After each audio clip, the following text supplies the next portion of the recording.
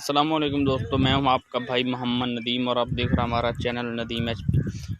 दोस्तों मैं आज आपको एक बछड़ा और दो बछड़ियाँ दिखाऊंगा, बहुत ही खूबसूरत, इंशाल्लाह आपको बहुत पसंद आएंगी।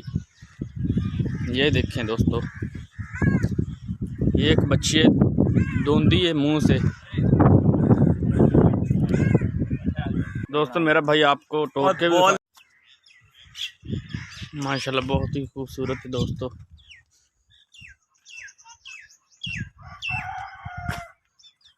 असील, कोई टेंशन नहीं।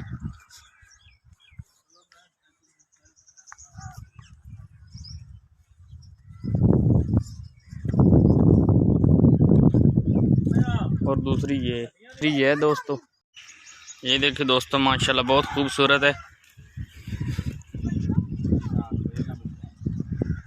सील शराफ माशाल्लाह, इसका कद देखो दोस्तों।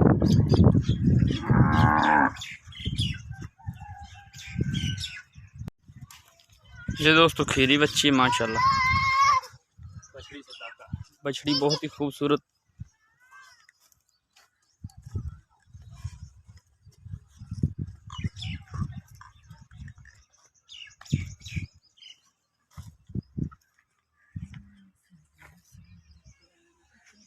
ये दोस्तों बछड़ा है।